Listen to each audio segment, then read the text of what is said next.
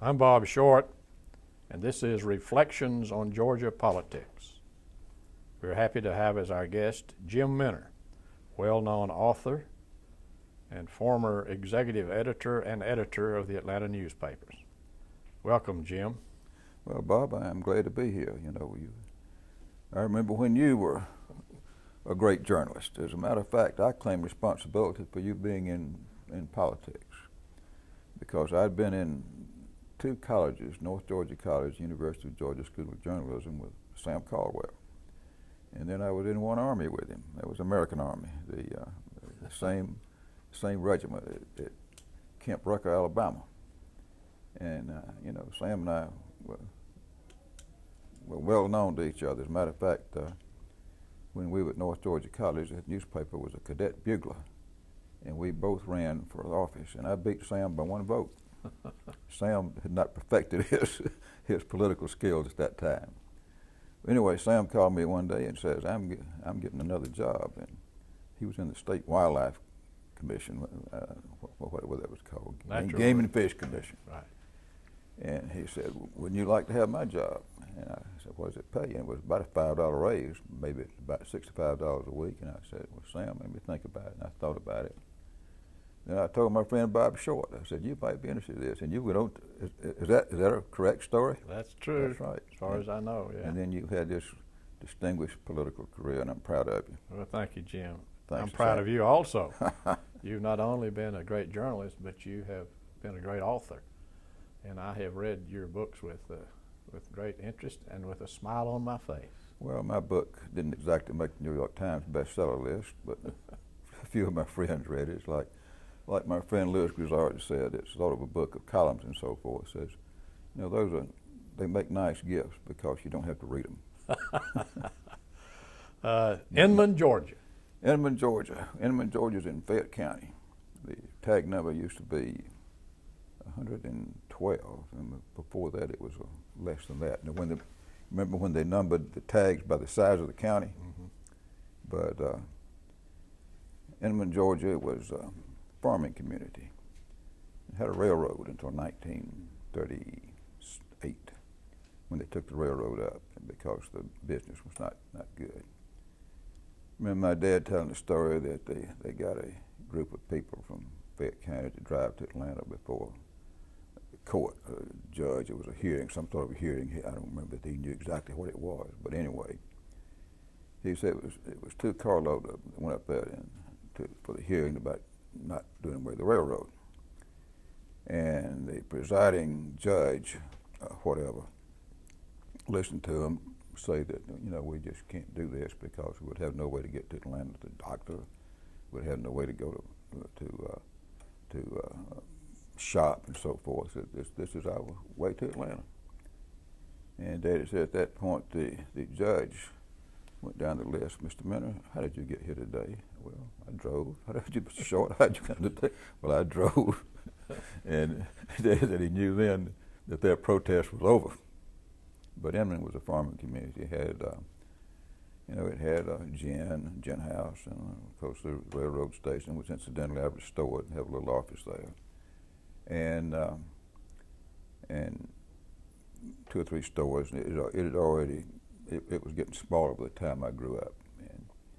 But the main thing I remember about it was that it was sort of the roads, the way they ran, it really made sort of a square circle, if you know what I mean, a rectangle. Well, we lived here. I had an aunt live here. My grandmother here. Another aunt lived here. And I loved to eat, and they were great cooks. So, I would sort of go around and sniff. And if I smelled fried chicken, I'd stop here and eat. If I smelled something else down the road, but we ate well. And but of course, I grew up in the Depression. There was no money.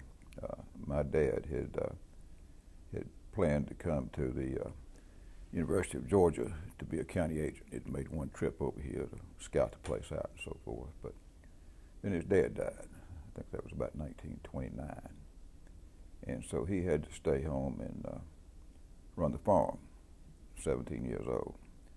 And then all the Depression and so forth.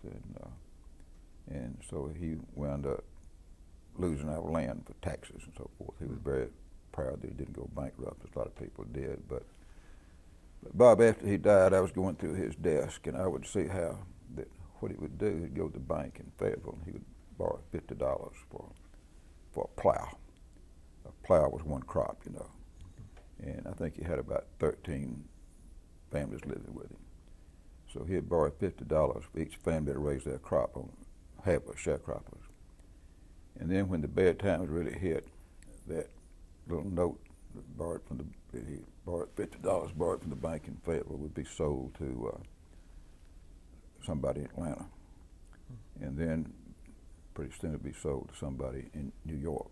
You know, sort of like the crisis we're going through with the banks now in 2008. But there was no money. I mean, there was no money at all. And I remember that. And I think it was about 1936 that my dad kept a ledger. And I was the only child. My mother was a school teacher, but she was not getting paid.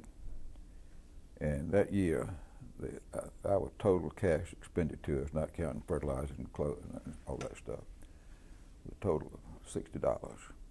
Most of that being for Prince Albert tobacco that my dad smoked. He smoked Prince Albert during the week and rolled his own and rolled Camel and smoked Camels on Sunday. But it was a great place to grow up. I mean, you knew everybody. The black family next door. My great treat on Sunday morning was to go out and eat Sunday breakfast with them. They had smoked link sausage, and I used to do that. And I remember that when I was growing up, we took the Atlanta Georgian. My grandmother Minna took the Atlanta Journal. My grandmother Harp took the Atlanta Constitution. Well, I read all three of the funnies, and Georgian had great funnies, but they went out of business. And but this tenant family that lived across the road with us had papered the house with the colored Georgia comics, and for several years, I guess, I would go out there and see my old comic friends on the wall out there from the Georgian that was extinct. Tell us about your mother's family, the Harps. Well, the Harps came in here behind the Indians, and as a matter of fact, we traced it back, and one of our Harp ancestors probably was an Indian agent. Very, very likely might have been married to an Indian woman, but because that went back before the Treaty of Warm Springs. But my mother's family, the Harps, have been in Fayette County since about 1820. My great grandfather's Harp, his name is on the cornerstone of the Fayette County Courthouse, which for many years was the oldest operating courthouse in Georgia. It's now a Chamber of Commerce building. But anyway, they've been there a long time, and they were sawmillers and farmers and so forth. And my Uncle Harry Harp was quite a character. He had a lot to do with. He was the one who went around the county signing up people for the REA. When the electric lights came through here, and he was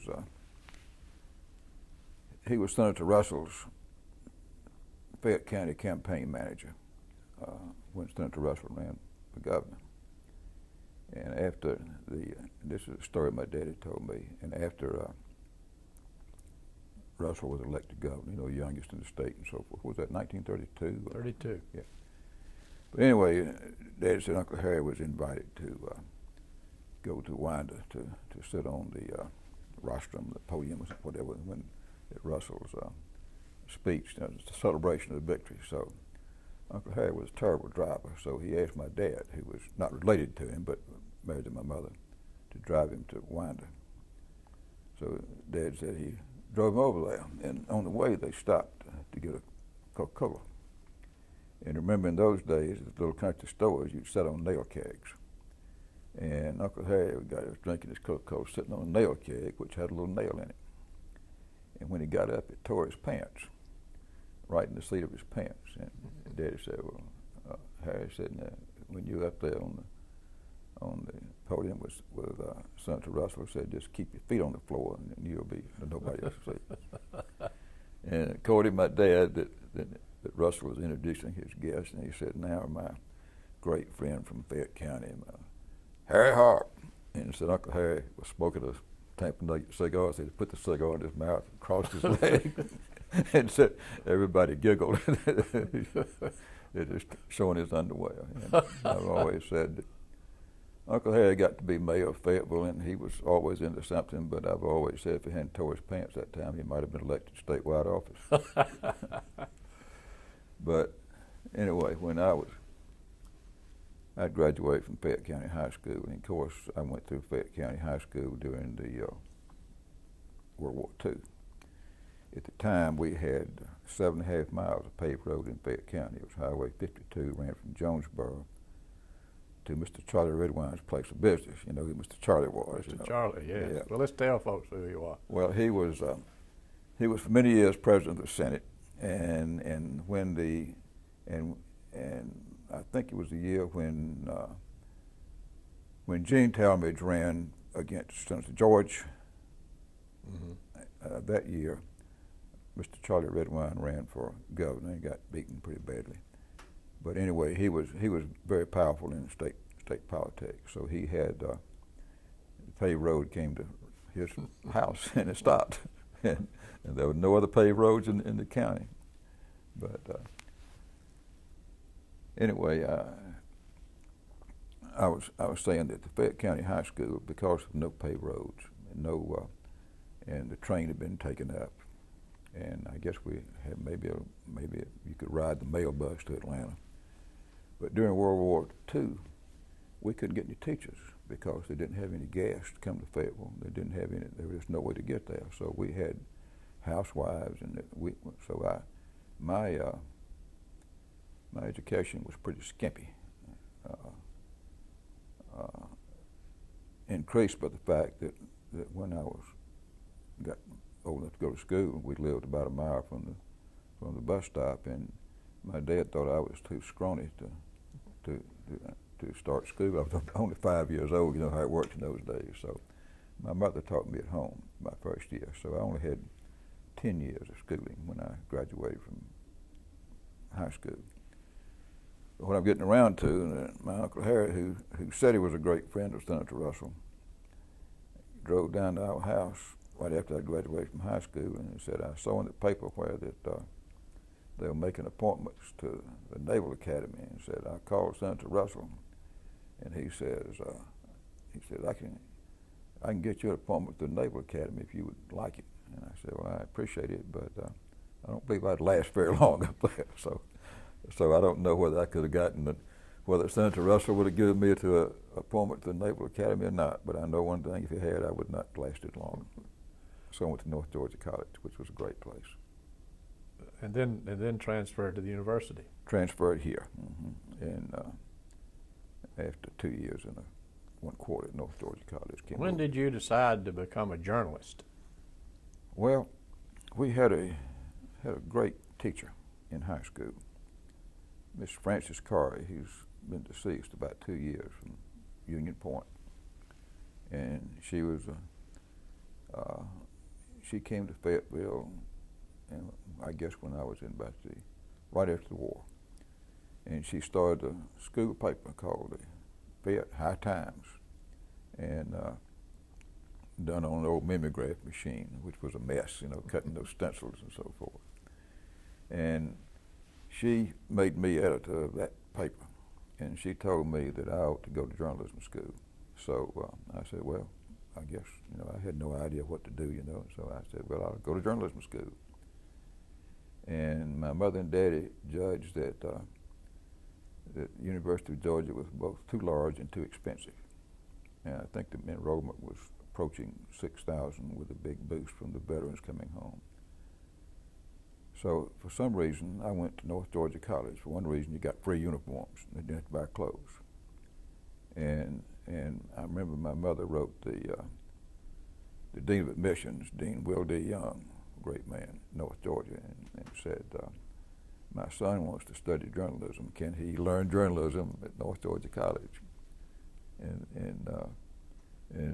Dean Young wrote back, said, "We are starting a Department of Journalism next year," which was an outright lie, you know. So I went to North Georgia to study journalism, and of course there was no journalism there. But after I beat Sam Caldwell for the editorship of the Cadet Bugler and served in that capacity for 1 quarter, I decided to transfer over here, and my mother and my daddy said, "No, we can't afford it. You just stay where you are."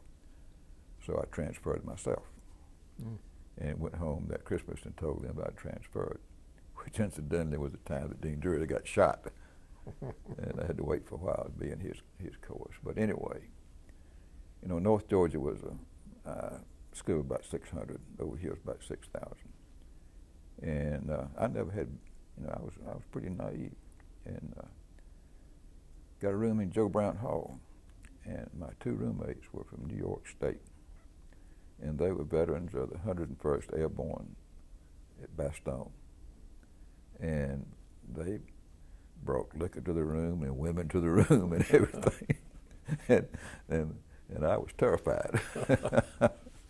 And so as soon as I could, I managed to get transferred out to a room with my friend Ray Jenkins from Camilla, and Ray was a journalism student, and he went on to be assistant to Jody Powell in the White House. He was on the staff of the Columbus Ledger when they won the Pulitzer with the Phoenix City investigation, and I've never believed it, but he wound up in H.L. Mencken's chair at the Baltimore Sun, and as editor there, Reg Murphy hired him, and so anyway, I've had a checkered career. You were on the red and black here? Oh yeah. And my one great experience is I transferred from Dahlonega over the Christmas holidays, and I was assigned. My ambition was to be a political writer, but at the red and black they assigned me on the sports staff, and it came time for spring practice football, which I was to cover.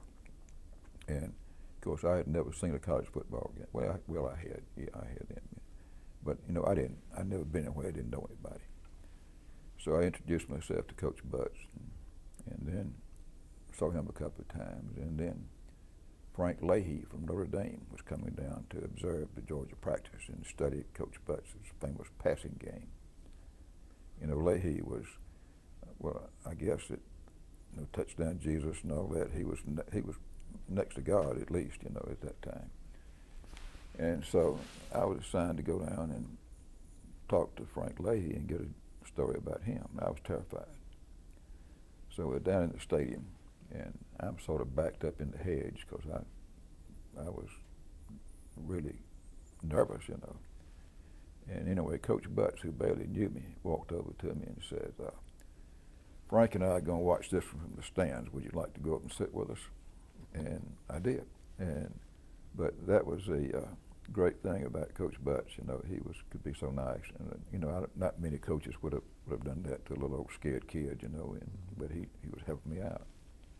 But who were some of your contemporaries on the red and black at that time? Well, let's see. Of course, there was John Pennington, you know, who discovered played a big role in Jimmy Carter's getting in the legislature and getting elected and so forth. John was our star. He had been on the Stars and Stripes in the Pacific, I believe.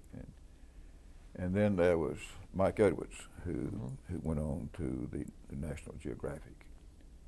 And of course, there was my roommate Ray Jenkins was not on the red and black. He was the editor of Pandora, which we thought was a pretty lowly job compared to being the red and black.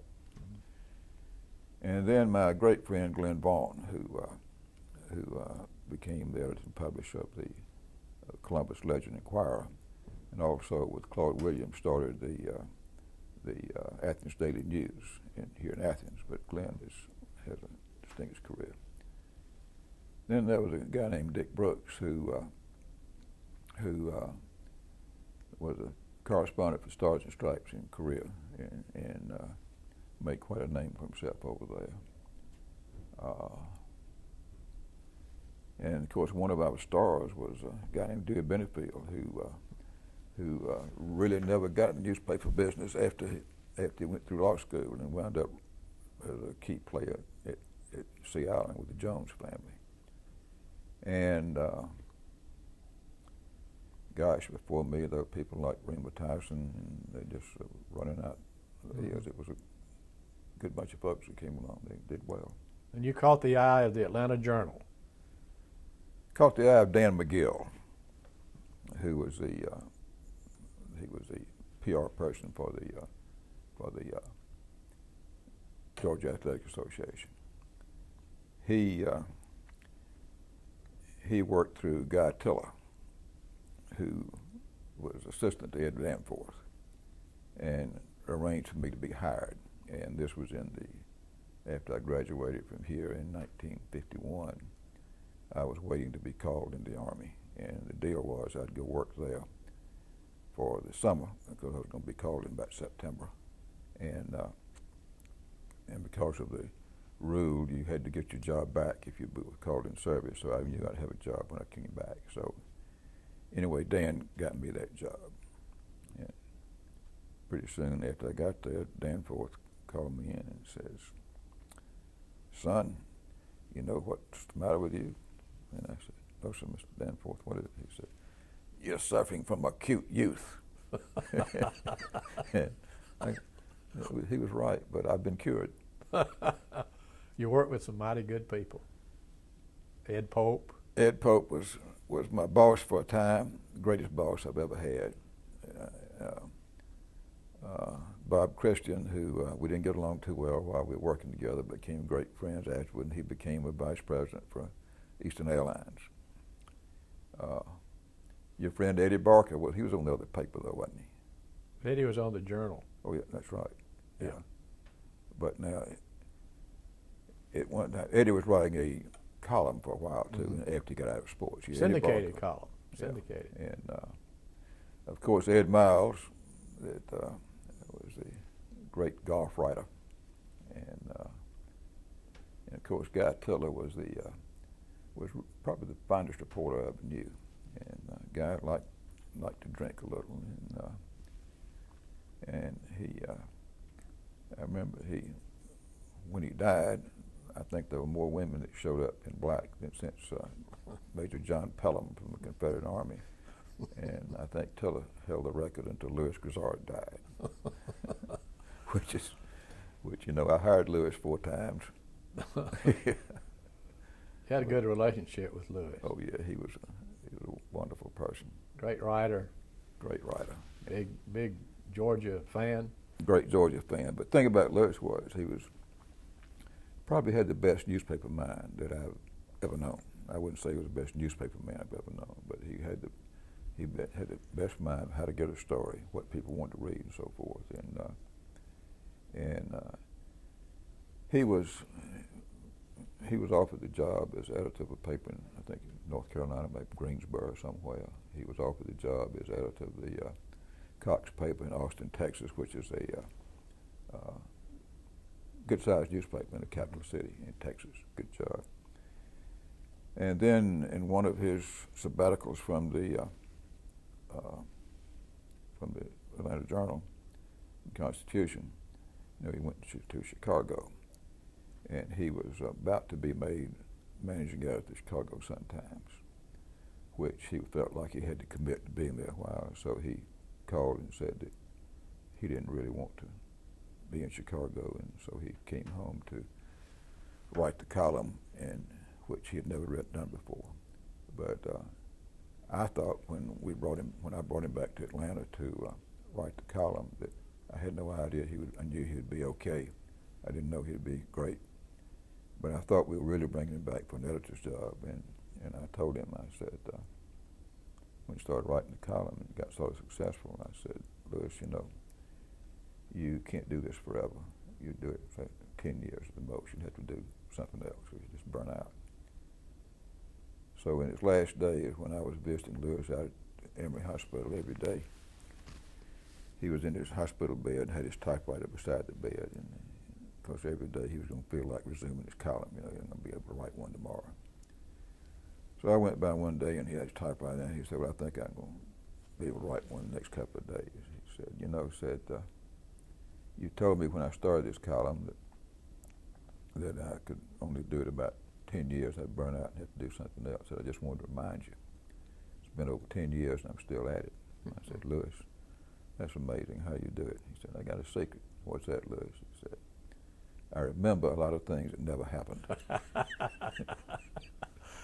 He was the best. Tell us about now ascending up the ladder into a big management position with at the time, both newspapers. Well, I never really thought that I would go into management. I thought that I might be sports editor when Herman Talmadge retired. Good thing I didn't count on that because he still had it. But I thought I would have about 10 years as writing the sports column after Herman retired, but that didn't work out. But anyway, I don't know exactly why that they decided to move me from sports to the Constitution, except really I do know we had a union movement at the Journal, and it was pretty tight, and of course the management was not in favor of the union. Well, the Journal Sports Department was unanimous against the union, and so they said, well, this guy must be pretty good, you know, let's take him to the Constitution, where they had a little in-house union that they wanted to get rid of. So I imagine that just between us, I was probably sent to the Constitution probably to bust the union, which was no trouble to do because it was not much of a union anyway, and just had to treat people a little better because the union, when they negotiated for a contract, because the Constitution had a union, they made sure that the Journal people got paid more than the union people. So all they had to do was just start paying them the same thing the non-union people were making. The union gone, you know. But anyway, it was a great experience. One thing sort of bad about it was that the editorial page where they carry who's who, you know. Well, it said Reg Murphy, editor. Well, under the way it worked, Reg Murphy was not really the editor. He was editor of the editorial page. Had no control over the over the newsroom, and so he answered to the publisher. I, the managing editor of the newspaper, answered to executive editor, who was Bill Fields, and by the way, the most underestimated, unappreciated journalist in the state of Georgia ever. And so I answered to him, and I had, the managing editor had nothing to do with the editorial page. The editor had nothing to do with the rest of the newspaper. But the public didn't know that. So, you know, the people were always calling Murphy wanting to do this and do that, and Murphy couldn't say, well, you know, I have nothing to do with that. Mm-hmm. So anyway, Murphy and I became, well, at the time, bitter enemies, and didn't get along at all. And it was too bad because, you know, Reg went on to a great career, and if Reg and I had the gumption and had the help from other people there to have formed an alliance, Reg brought a lot to the table. He knows how to deal with people. He's a good salesman, which I'm not, and I think if Reg had stayed there, that maybe the Dayton takeover could have been fended off, and the history of the newspapers and even the history of the state of Georgia might be a lot different. But it didn't happen that way. Let's talk for a minute about the newspapers. They finally merged, but the newspapers were owned by the Cox family. Right. Governor Cox of Ohio, who ran for president. Ran for president with Franklin D. Roosevelt as his running mate. Right. Yes. And his heirs have continued to run the newspaper. Right. What sort of political influence do they have with the management of that newspaper now? I don't really know. I know this. While I was there, well, see, when I was first there, Jim Cox Jr., who was a good newspaper man, ran the Jack Tarver answer to him, and I only met him once. Ann Cox Chambers, who lives in Atlanta, who is listed as, I think she's officially as president of Atlanta newspapers or something. It's all legal corporate stuff. I never got a telephone call from her. The whole 40 years, the 10 years, the 20 years I was in management, I never got a call from her. She didn't recognize me if she met me at a somewhere, you know. So I got nothing from the family. When and then Jim Cox Jr. died, and the funeral was in Dayton. I remember Tarver coming home from the funeral and stopped by my office, and he said, "Well, this is sort of the end of it." And he said, "Why is that?" He said, "Well, you know, the two sisters who the governor Cox had left it so that the two sisters would have no say-so in the management of the company, all Jim.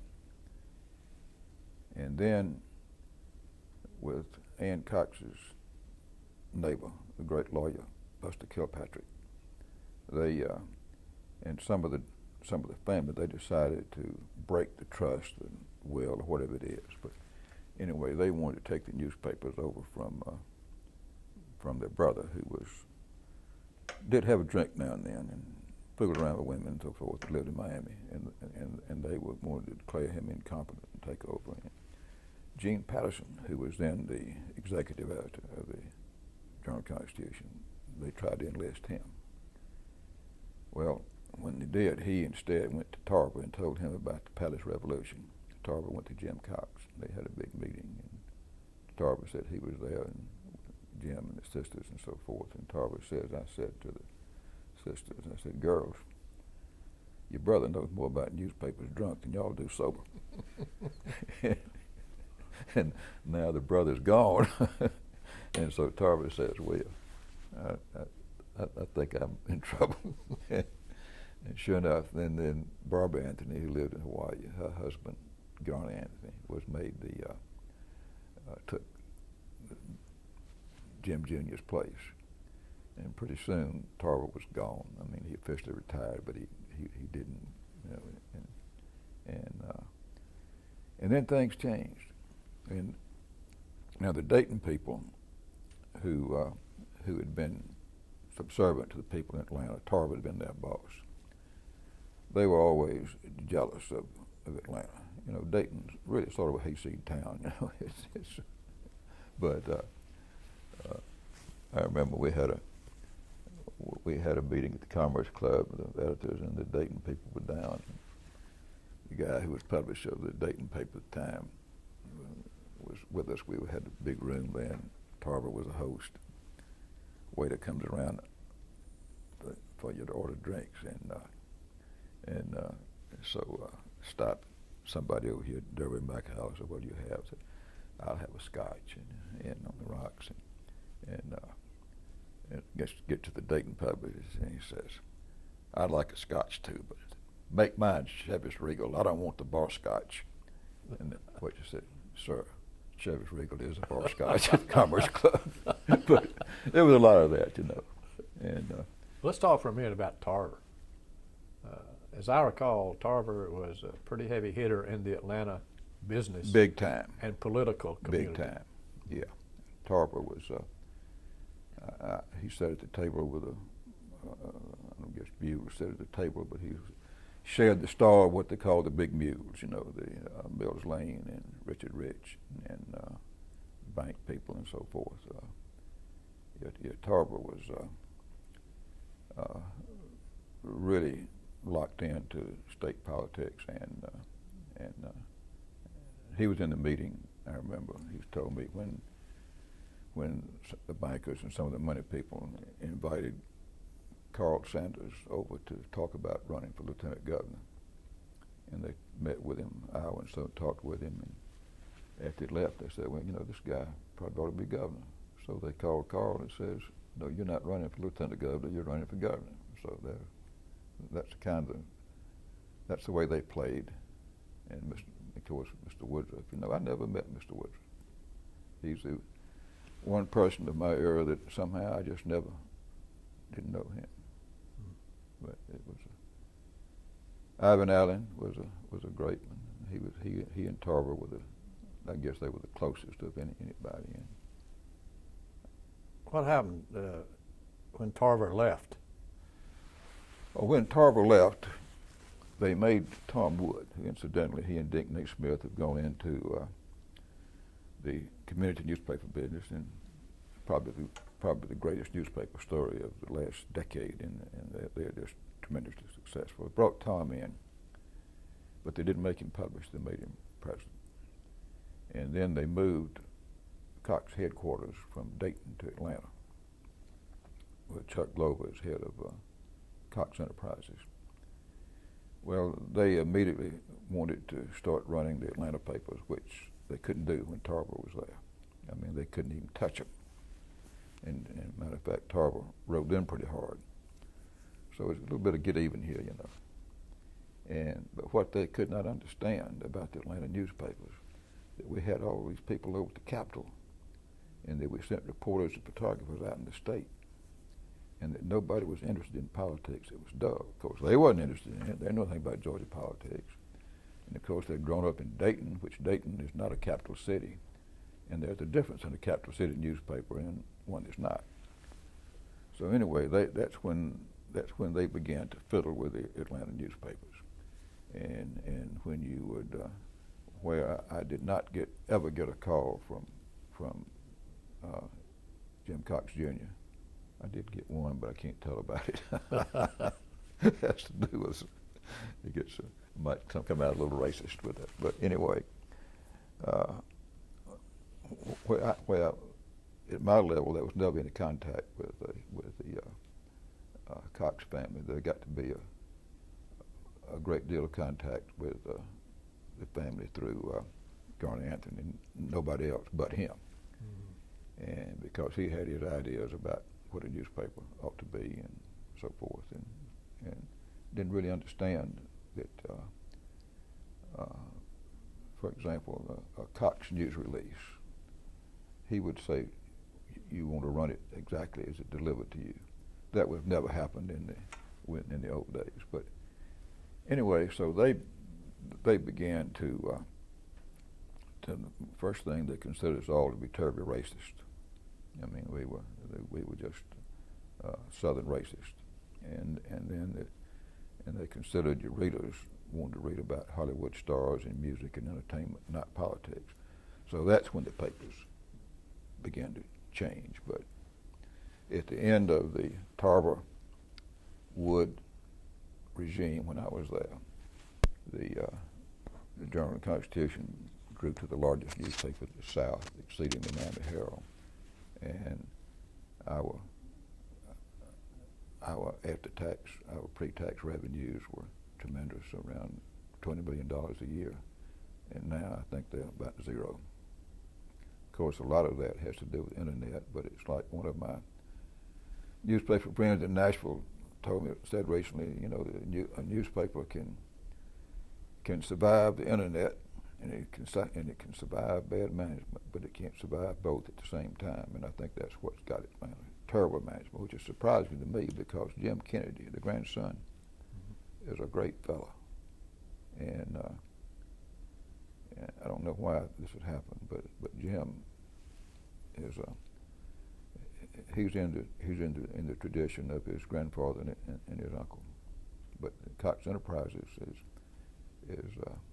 making tons of money. At least it was until the current crisis. But I think it's obvious to everybody that the newspapers have changed a great deal, and it's not all due to the internet.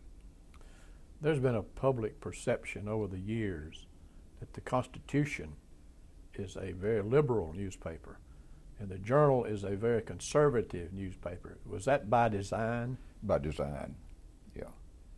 And of course, in many ways, if you look back, the Constitution has never been as liberal as it was said to be, and the Journal has never been as conservative as it was thought to be. But yeah, you know, you had to have a liberal editor for the Constitution. We didn't necessarily have to have one as liberal as Tom Teeping, or whoever they've got now.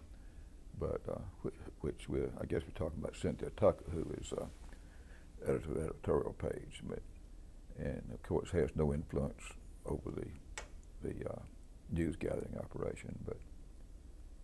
But but yeah, it's picked that way, and of course McAllister, who was the journal editor, was picked to be because he was not especially a liberal, but it certainly was not conservative.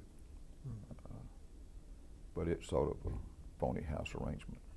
When did the Atlanta Journal-Constitution change from the days when Marvin Griffith called them those lying Atlanta newspapers? I don't know. It's not been too long, because when I was there was still a lot of, you still heard that from time to time. And I remember, Bob, when we were going to South Georgia to cover sports, you used to have those staff cards with the name Journal-Constitution. I didn't care too much about going to hire one of those cars, did you? No, I really didn't. I really didn't. But the strange thing is, my son, who works there now, said that he was covering something, a road race in Atlanta last week, and said one of his colleagues was a photographer, not necessarily from around here. Rick said he was surprised to hear the photographer complain that, gee, it's getting hard to interview people because people don't like us because the paper's so liberal, Well, that's not new. Yeah. Let's talk for a minute about covering the Capitol. Did you have an overall plan of how you would cover politics and the state capitol? Oh yes, of course, first we had a political editor who was really about the in-house, about the third-ranking person on the paper. Bill Shipp was a political editor. My friend Howard Raines, who is another story. Charlie Pugh, remember him? Charlie Pugh. And they were the chief political writers and wrote a column. And then you had people assigned to the House, several of them, people assigned to the Senate, the governor's office. And I guess even when we had a very small staff, back in the 70s and early 80s, what we probably had, maybe the two papers probably had maybe as many as 15 people every day over there, plus covering the state courts and so forth and everything. Mm-hmm. And maybe we did overcover a little, but a successful paper that makes money and has circulation, there's also this thing called power. It's got to have a stick. The Dayton people didn't understand that you've got to have a stick. And for example, when I was editor of the Constitution, of the Journal-Constitution, I wasn't into great shakes, but I had that job. And if I wanted to call the governor, he'd pick up the phone. They tell me that doesn't happen now. And, but they pay attention. I remember when George Busby and Tom Moreland made the deal with the feds to get a lot of extra money that was laying around for the highway program. He comes over, he wants a meeting with editorial boards. He comes over and he wants to, before he does that, he wants to explain what he's doing, get you on his side. They don't do that anymore. But gosh, it was the newspaper was a powerful influence at one time. I've always said, the governors come and go, but the newspaper stays. Well, probably not staying anymore, but it was all, the Atlanta Journal-Constitution was almost a third branch of government. Mm-hmm. And another thing, the other papers pretty much followed their lead on a lot. Not totally, but particularly on news coverage and so forth. They dominated, and had great statewide circulation. Remember the Journal Predate? The Journal Predate was like today's Journal. Came out noon, and then we would go in the composing room and change a little and chip off the date lines and send it to people in South Georgia as a morning paper. Mm-hmm. And they had a circulation of 40,000. And then our accountants, who didn't understand what they were doing, said, look, let's get rid of this paper, and we'll resell those 40,000 in the Atlanta area. It'll be cheaper, it'll be more attractive to have advertisers, and we'll have more circulation and have more money. And so in one day, we lopped off 40,000 newspapers. The Journal predate. You know what that was, Bob? That was the third largest newspaper in Georgia. Gee whiz. And our geniuses in the circulation department and the business department had no success in getting those papers resold in the Atlanta area. So it's but when we began pulling out of the state, I think the papers just lost a lot of their clout and changed a lot of things. Let me ask you this question. Speaking of this big stick and power, how did you decide which political candidates you would endorse? Well, I really never played much of a part in that. The editorial board, of course, the Journal had one, and the Constitution had another. Presided over by the editorial page editor. And that time, I think they included the cartoonist and 2 or 3 other writers. Well, they were free to decide that by themselves. I'm sure they might talk to Tarver a lot and see how he was leaning, but only one time did Jim Cox ever mandate that somebody be endorsed. He ordered his newspapers to endorse Richard Nixon over McGovern. Yeah, and that's when our friend Greg Favre resigned in protest in West Palm Beach, and but the Journal and Constitution both endorsed Nixon. But that's the only time, to my knowledge, that the ownership ever played any role in an endorsement, other than you know who the ownership is and why you're working here and so forth. And I guess that has some influence. Actually the Cox operation was a great one, I thought, and very open and let people do their job. Mm-hmm. Do you think those endorsements are effective? Not anymore. I think they might be. Effective if to endorse the school superintendent of Rabun County or something like. I mean, your county, but well, not that. That's wrong. But I'd say one of the minor offices in Fulton County, DeKalb County, where people don't know, they might just pick it up and read it. But as far as persuading anybody, they may even hurt. What was the role of the Atlanta newspapers in the civil rights movement? I'd say it was a large role, and not particularly in the civil rights movement, but it was a large role in making Atlanta sort of an oasis of keeping the violence out of Atlanta. That's what it did. It was very.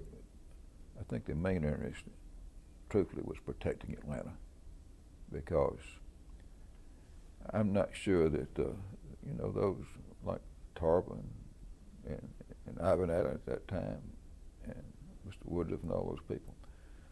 I don't think they were great liberals. I don't think they were on the cutting edge of change. But I think they were. I think it was pretty much a protective thing. They wanted to keep business in Atlanta safe and moving ahead, and they did. But Ralph McGill and Gene Patterson, they were and their relationship with Dr. King, they played quite a role. Got a lot of criticism. Tarver did for not covering the Selma March, and of course that led to a lot of trouble in the future, and Gene Patterson in particular was very critical of it.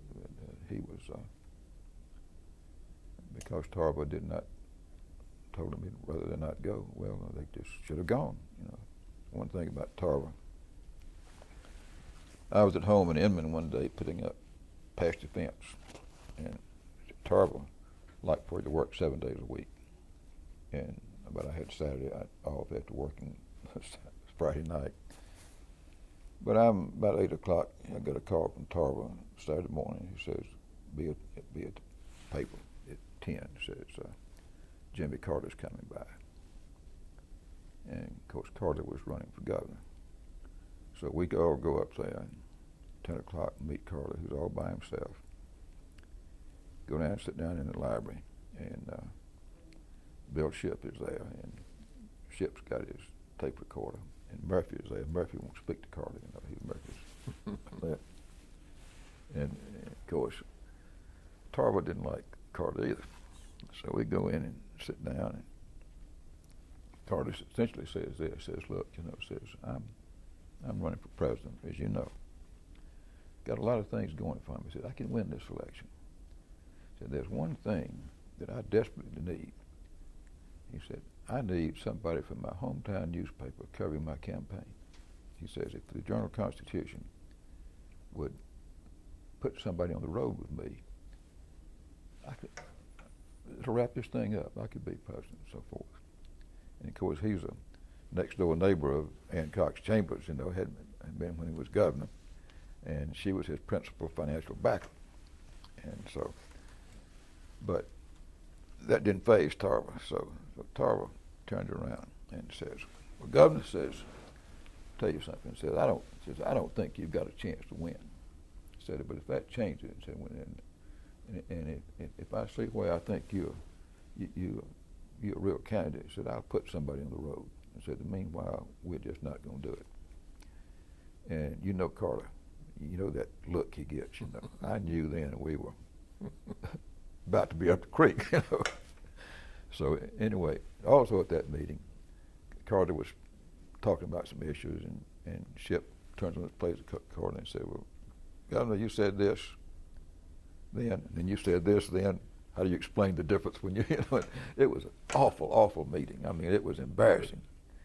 And so, at the time, we had a rule that you had to get Mr. Field's permission to send a report out of state.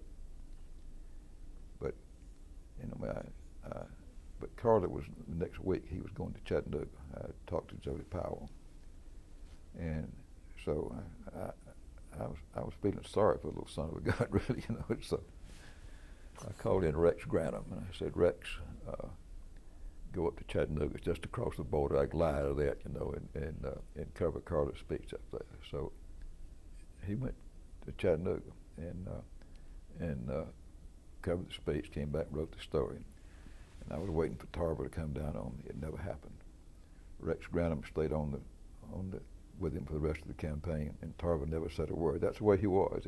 If he knew he was wrong, he would not admit it, but he just wouldn't say anything about it.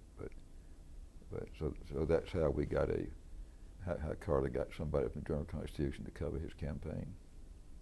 Jim, if you will, let's talk for a minute about some of your prize pupils. You mentioned Howell Raines. Well, that's an interesting story, at least to me. We had a TV editor named Paul Jones and a movie editor. Paul was a character. But in those days, we didn't have the TV guidebook. And the TV editor, who was also the movie editor, had to call the station every day and find out what was going to be on that night and so forth and everything. Well, Paul was not very good at details. Complicated by the fact that Jack Tarver was a great TV addict. So every morning, Tarver would come in just raising hell about the TV clock that Paul had gotten wrong. So we had a guy named Dick Green, who'd been working in Alabama, an old friend of mine. He walked in one day, and Dick was a state editor, and he says, I know how you can get that TV clock fixed and get Tarver off your back. And I said, for God's sake, tell me how. He said, there's a TV movie editor in Birmingham that I worked with in Tuscaloosa named Howell Raines. Said he's a smart boy, he'll fix it for you.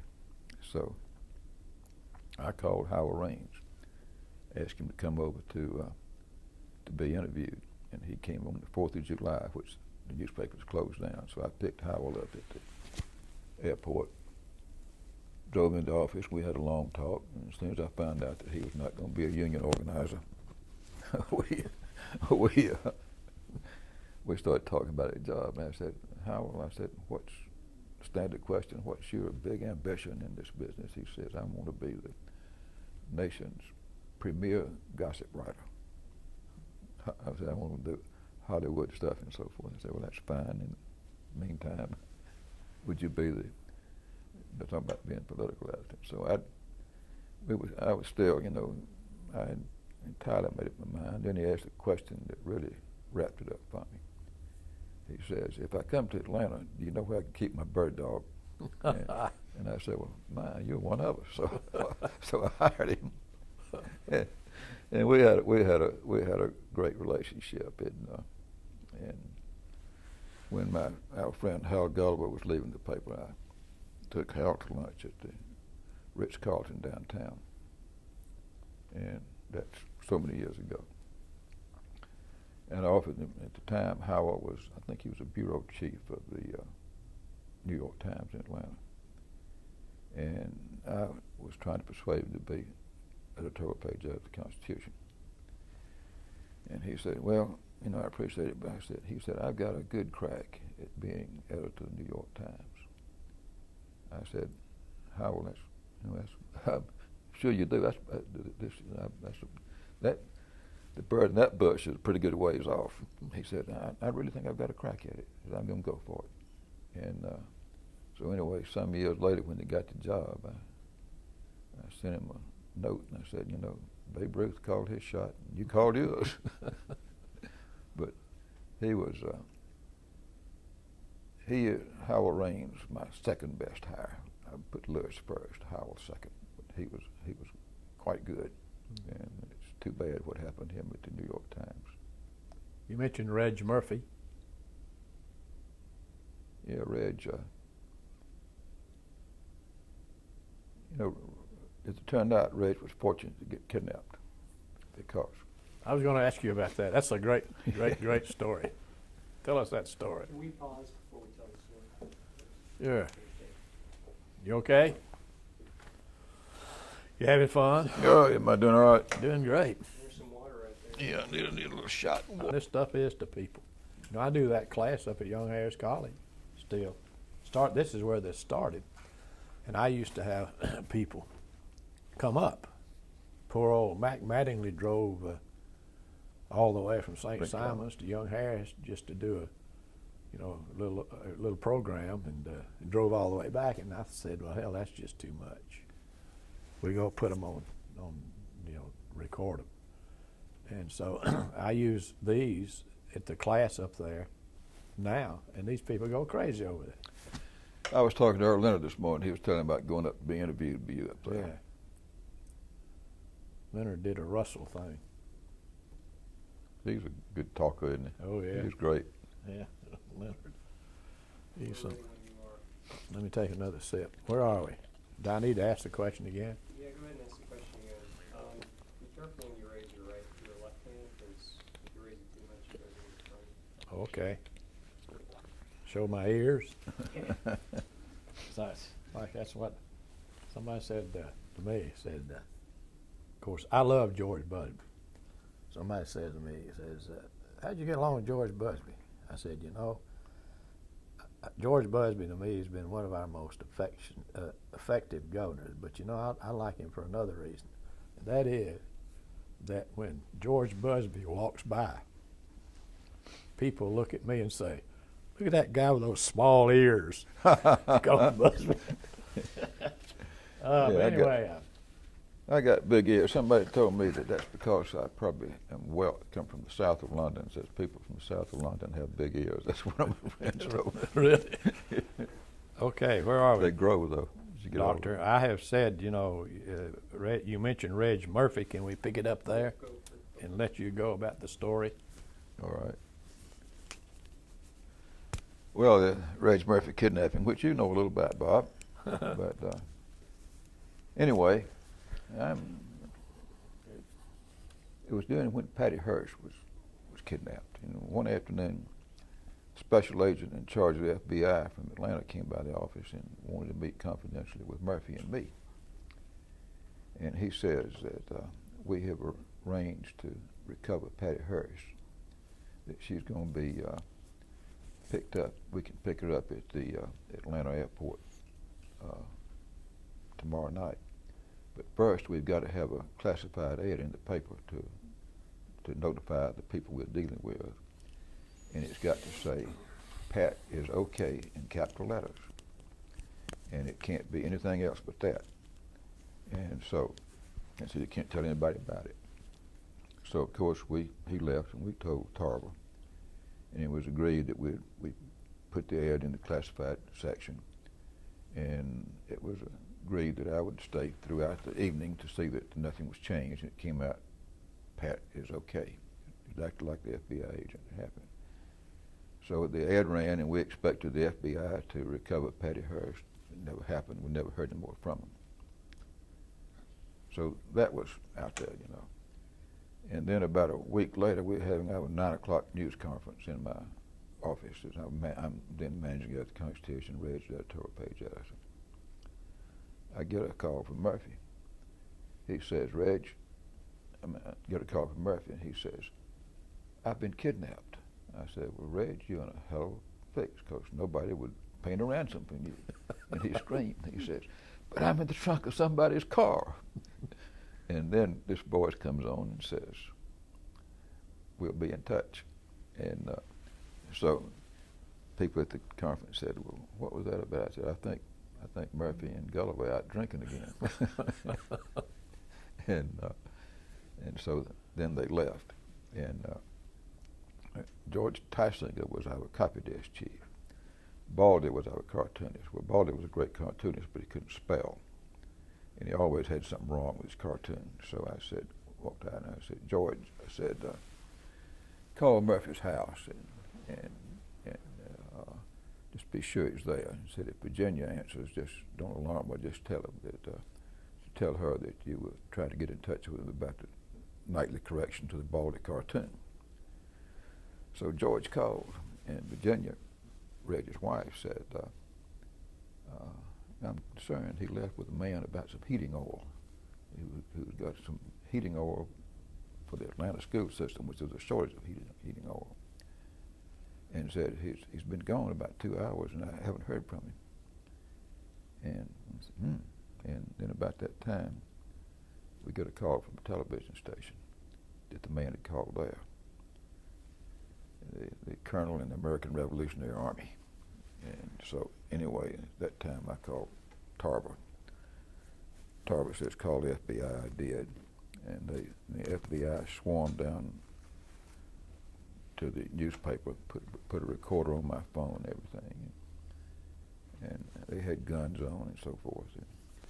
And we had a news editor named Glenn McCutcheon. And so one of the FBI agents walked over to the news editor and said, we need a picture of Mr. Murphy to send out on our the missing, wherever they send him. He said, where can I get a picture of Mr. Murphy? Well, we probably got a file of him down the reference room. But our news editor says, well, there are a lot of them on his wall in there, in his office. We'll go in there and get one of those. So anyway, the special agent goes in there, and there's a picture, in a framed glass picture with Murphy and Lyndon Johnson. And Lyndon has got his arm draped around Murphy and says, to my good friend, Reg Murphy, Lyndon Johnson. So the special agent takes his shoe, cracks that glass with the heel, takes his pocket knife and cut Reg's face out of the picture. Reg blamed it on me. He never forgave me. And that was Reg's great picture with Lyndon Johnson. But anyway, so there are a lot of telephone calls back and forth. And with the guy rode Reg around for about 2 nights, 3 days. And also the calls to discuss ransom and so forth and everything. And finally it comes down to a call relayed through a little girl in a high school girl who was working part-time in a lawyer's office, that the instructions that were to how the ransom was to be delivered, $700,000, which also insulted Murphy. He thought he was at least worth $1 million.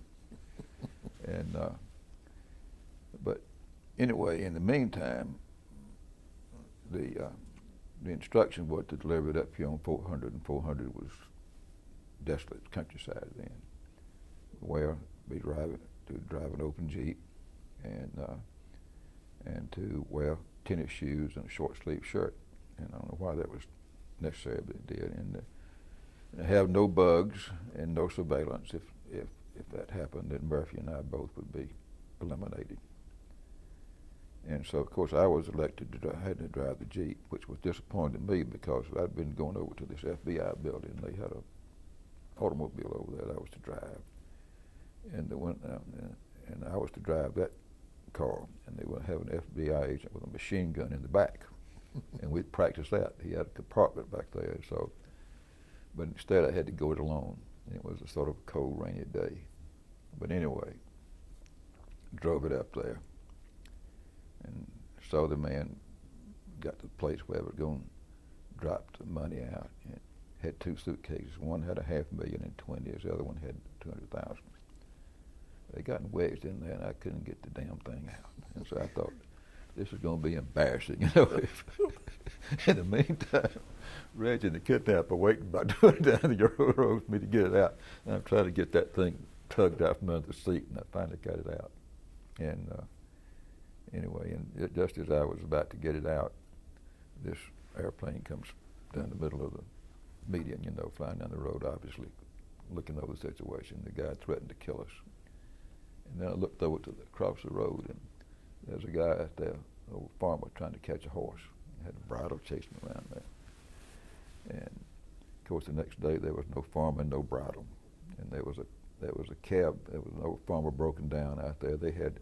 We found out later we were covered by high-powered rifles. They were everywhere, you know. And so, but the FBI had already found out who the kidnapper was from a source in Miami, and they just followed the guy home and got all the money back except $20 that his wife had spent for groceries. And Terry Adamson, who became one of Griffin Bell's lieutenants in the Justice Department, was a law student at Emory who had worked some at the Constitution. He picked Murphy up and took Murphy home. And all came out, we all lived happily ever after. They only had a few problems. I remember Tarver walked in and told Tom Wood, who was then our business manager, said, Tom, call out to Murphy's house and tell his wife that anything we can possibly do, we'll do it. And just let us know. So he called out there and came back in the room. Tarver said, did she need anything? Well, she said, yeah. Said there was a lot of family, and there were a lot of extra people there, and they were running out of toilet paper. Could we bring them toilet paper? So we took care of that. And then I'd been up forever, and got no sleep and so forth. And they had a press conference after I got back with my Jeep ride, and Murphy had been recovered in the lobby of the Journal-Constitution building. And I had no idea and what was going on really down there, but Bill Fields comes and says, you got to go down to be interviewed at this press conference. So I went down there, and the people were just full of folks, you know. I had no idea. It scared me, but anyway, Aubrey Morris comes up with his microphone, and he says, how did you feel heading out of town in an open Jeep and a short sleeve shirt and $700,000 in the car? I said, well, Aubrey, felt sort of like Furman Bishop headed for spring training. Because, you know, he always got a convertible from somebody else and big expense account and left. But the happy ending of that story was that because of Patty Hearst being in captivity, Reg having been in captivity even for a short time, Patty's father and mother got in touch with Reg. You know, Randy Hearst worked here when Hearst owned the Georgian, and Patty's mother is from Atlanta. So they got to know Reg talking about the kidnapping thing, you know, what she was going through and so forth. And since Reg didn't like me very well and had a great offer in San Francisco, he went to the San Francisco Examiner to be editor of Hearst's paper. They did a good job, and then got to be publisher. And then Hearst made him publish the Baltimore papers. That's when newspapers were worth a lot. And Hearst sold the Baltimore paper to the Los Angeles Times Company. And the Wall Street Journal had a story that said that Murphy's share of stock was $14.5 million. So I sent him a wire. I said, next time you get your behind kidnapped, don't call me, write a check. But Murphy and I patched that all up, and I say I admire him very much. He's had a great career, and I just wish that we had I wish he'd stayed in Atlanta. So you retired from the newspapers, but you're still very active in journalism. No. You stopped writing your... I don't write anything except checks. I am wrote out. You wrote out. Mm-hmm. Huh? Yeah, I remember you telling me one time about, I think it was you, that when you became a journalist and working for the newspapers, that you told your mother that since you turned pro, you didn't write home free. No, I've never, writing has never been real easy for me. I'm happy enough not to write. I never considered myself a writer. I just was, I don't know, I really enjoyed the editing part of newspapering more than I did writing. Hmm. But you established a lot of friends. You were good friends with Senator Talmadge, for example. Yeah, he was, Herman may be the smartest man I've ever known, but he's amazing. He didn't hold grudges. You know, that great line of his says, he told me that he never really got angry with anybody at the Journal-Constitution except Bill Shipp and Hal Gulliver, and he had reason to. But he said, well, if all I knew about myself was what I read in the Atlanta Constitution, I'd have voted against myself.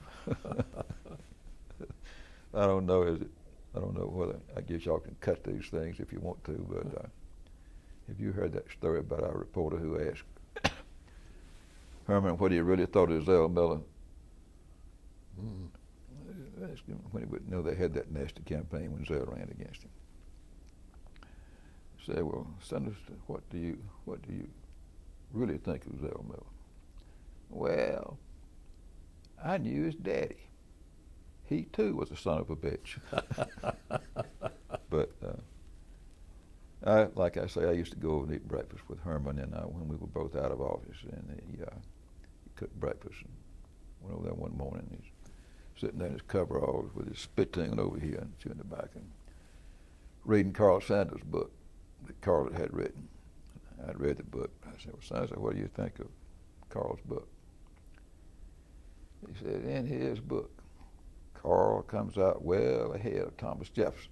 But Herman was quite a character. He was,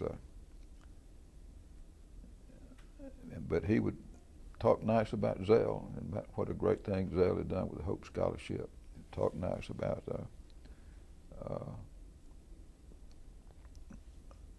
I've forgotten who was going to talk nice about, but Carter, about Carter with these homes he's building and so forth and everything. And I asked him one day, I said, Senator, I said, of all the people you served in the United States Senate, I said, who were the ones you really admired and respected? He thought for a while. I said, I'd have to put Ted Kennedy near the top of that list. He said, he did his homework. He was a good senator. I'd have to put him near the top of that list. I told Rogers Wade about that. Rogers said, I don't believe he said that. But Herman was different. I said, well, what do you consider your greatest accomplishment? He said, I'd have to say that one of my greatest accomplishments was the establishment of the Georgia Forestry Commission. And he ticked off when he started it and how much it had grown and so forth and everything. And of course he had his own forest, and we'd go out and we'd eat breakfast, and we'd go out and feed his bird dogs, and we'd get in his old beat up pickup truck, and we'd go out there and cruise his timber. Now he'd say, when I planted these pines back in 1948, I thought they might be useful at some time, and said, now they are.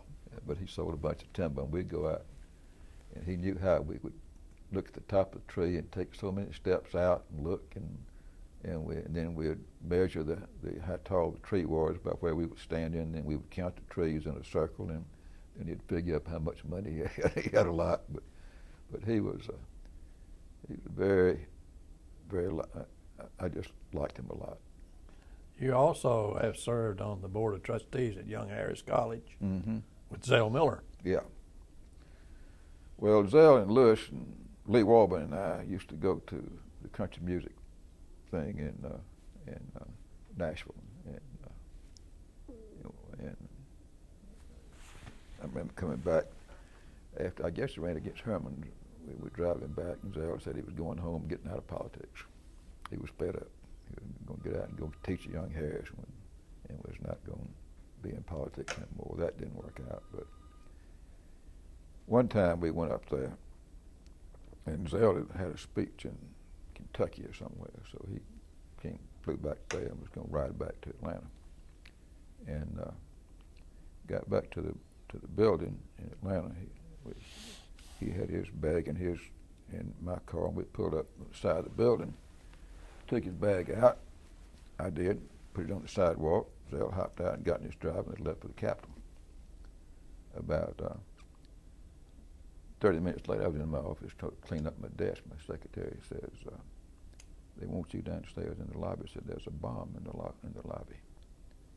And I said, there's a bomb in the lobby. Well, they were disturbed because Colonel Ortega from Nicaragua had been visiting with Andy Young, had come by, so they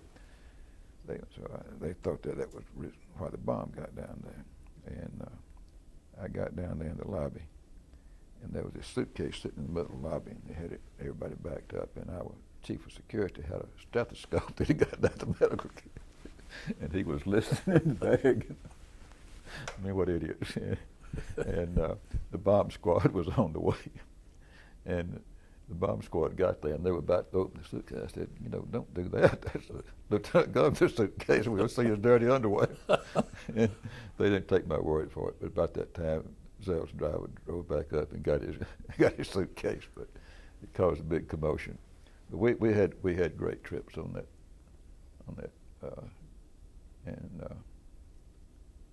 but one time I was sitting in my office, which was sort of down at the end of the hall, and there got to be a loud noise shouting out in the newsroom. My secretary comes in and she said, something's going on out in the newsroom, you better go out there. And Bill Shipp had a little glass office off to the side. Zell was lieutenant governor.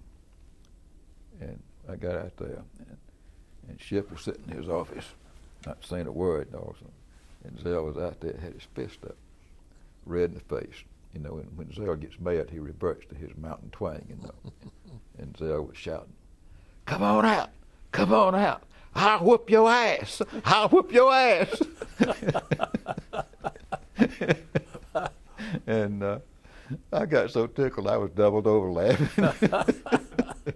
And anyway, they got him quieted down, and I guess they probably went off and had a drink together. But they fought one day and were friends the next. Love-hate relationship. Yeah. Mm-hmm. Jim, looking back over, what do you think is your greatest accomplishment?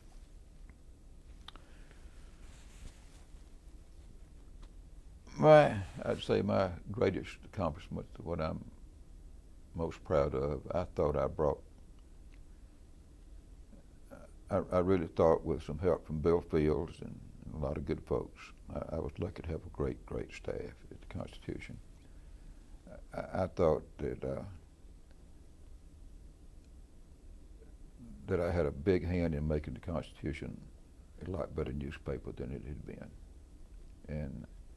And the one thing I guess I'm really proud of, when I got to the Constitution, Bob, I found out that those folks wasn't making any money at all because they had that little in-house union.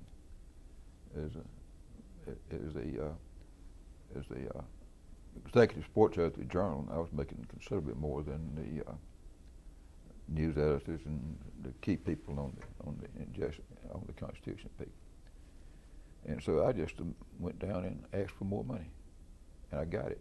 And I often wondered why McGill and Patterson, with their prestige, didn't do the same, because the newsroom payroll is not it's not the big expense of a newspaper. It's newsprint and a lot of other things. But I was pretty successful in raising the payroll of the Atlanta Constitution, and therefore raising the quality of the newspaper. And I guess that's what privately I'm most proud of. You have a son in the newspaper business. Sort of. They cut back, you know. He was covering NASCAR, so now they're not covering NASCAR anymore. They do cover the Atlanta race, but for example, this past weekend, they think it's better to cover the Road Atlanta than Talladega. Now, you know a little about readership. You know a little about people. You know who you think's going to read the most. Does Road Atlanta have the most readers, or Talladega? Oh, Pat Talladega by a big margin. Yeah. Yeah. So he actually is a contract writer now. They're not covering really anything like that out of state, except maybe the Falcons and pro football teams. Well, he must have the mentor genes. He's a very good writer. Well, thank you. I'll pass that on to him. He'll be pleased to hear that. Please do. Yeah. Jim Minner, thank you very much for being our guest. We could sit here and talk forever, but we've enjoyed it, and thank you very much. Well, thank you. I'd like to interview you. You've had a great career, and somewhat varied, I would say. Snaky, I call it.